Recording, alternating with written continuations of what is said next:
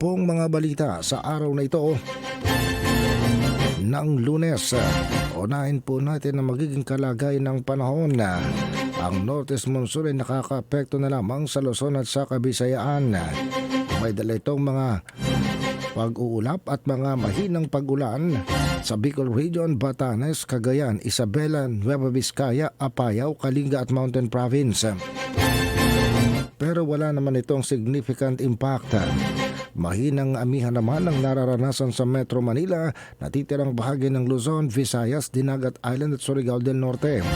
Meron ding napakahinang mga pag-ulan o pag-ambon, sanhi pa rin ng northeast monsoon at walang significant impact.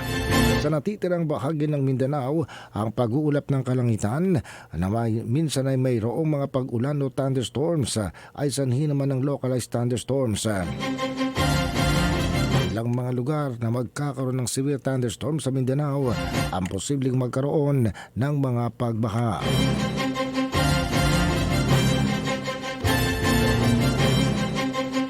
Samantala, sa iba